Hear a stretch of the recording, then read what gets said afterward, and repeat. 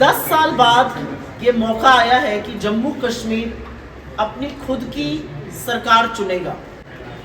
10 साल बाद ये मौका आया है कि करीब 2 करोड़ लोग अपनी खुद की सरकार चुनेंगे, अपने वोट के उस अधिकार को यूज करेंगे जो बाकी देश करता आ रहा है। 10 सालों में सारा रूल जो है वो बीजेपी का रहा है। 5 साल सरकार एलजी का रूल, और एक ऐसे व्यक्ति को आपके सर पे लाके बिठा दिया जिसने आपके हक, आपके रिसोर्सेज, आपकी चीजों को बाहरियों को दिया। The reality is that the rampant corruption that Jammu and Kashmir has seen under the present Lieutenant Governor is a blot for any democracy. और मुझे ऐसा लगता है कि अब जब हम चुनाव के मुहाने पर आकर खड़े हैं तो जरूर लोग उसका हिसाब करेंगे।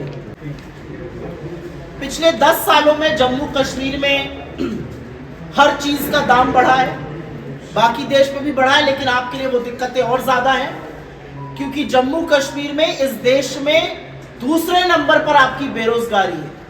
तो बेरोजगारी और महंगाई का जो कॉम्बिनेशन होता है वो बड़ा लीथल होता है।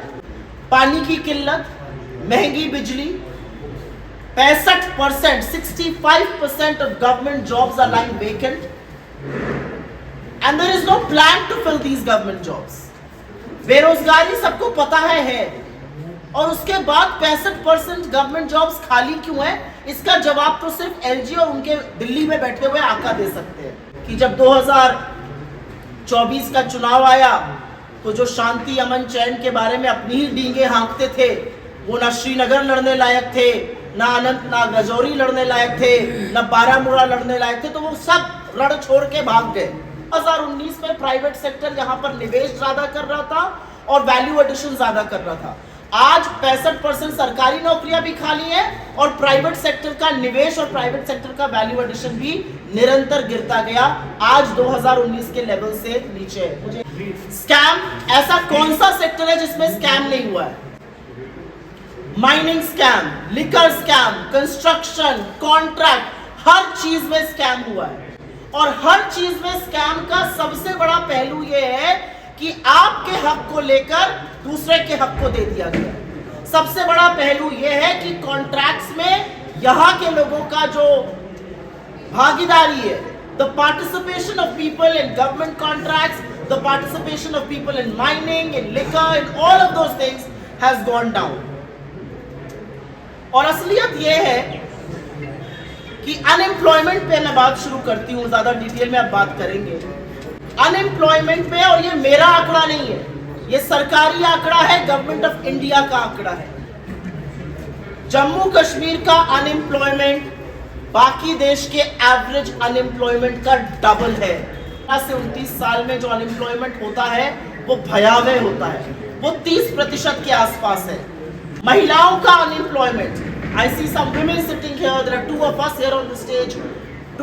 Forget about 28.6% for youth, 48.6%. Almost 50% unemployment for young women who should be with jobs.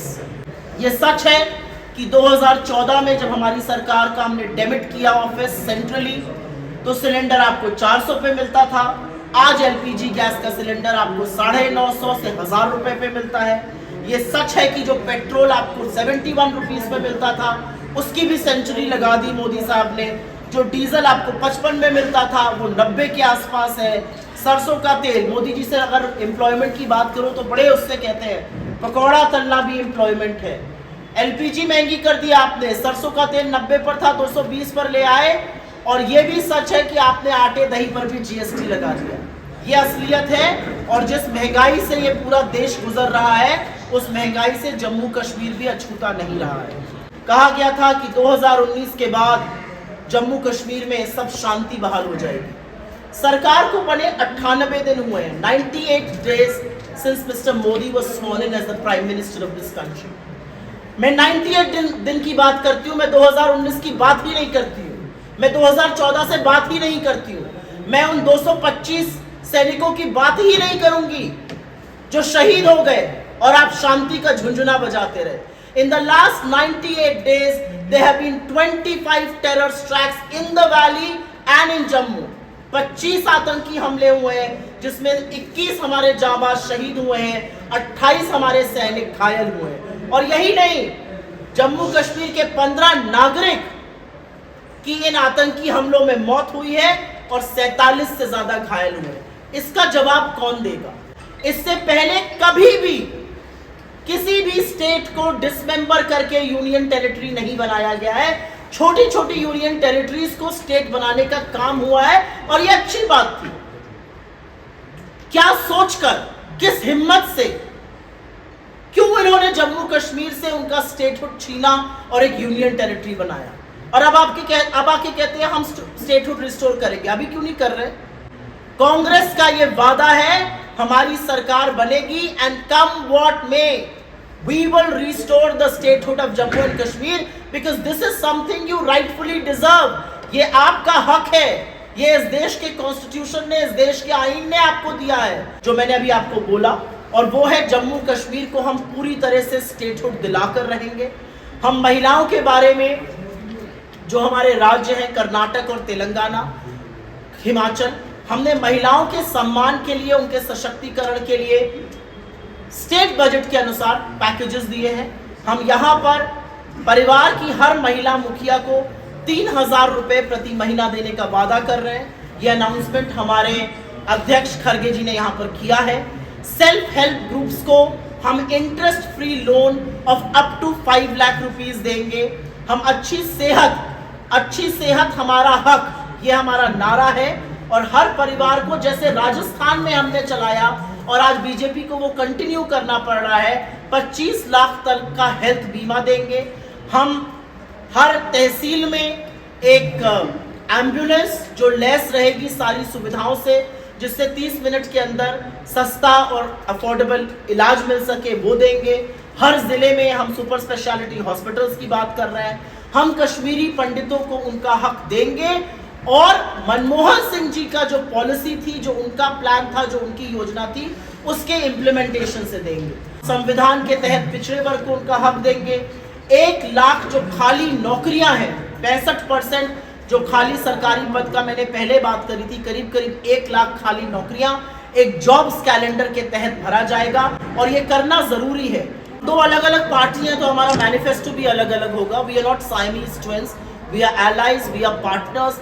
We think कि हम जम्मू कश्मीर में शांति, अमन, चैन, पूर्ण राज्य और रोजगार बहाल कर सकते हैं और इसलिए हम साथ आए हैं। हम नेचुरल एलाइज हैं। जहां तक आपकी बात है, CWC का एक बहुत स्टैंड है 370 पे और हमारा भी वही स्टैंड है। हमारा ये मानना है कि जम्मू कश्मीर में बहुत सी चीज़ों का हल, बहुत सी चीज़ों का जवाब पूर्ण राज्य का दर्जा है। वो मिलेगा तो बहुत सारी बातें की जा सकती हैं। I do believe that there has to be separation of power. I have no doubt about it. I do believe that the judiciary has to take into cognizance, sometimes suo motu on their own, of what's going wrong in the country.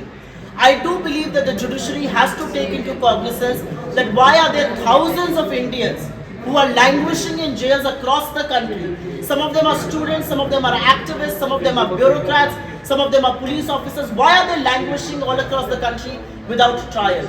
I think the judiciary has a job to do. As long as you do your job, questions like these will not be raised.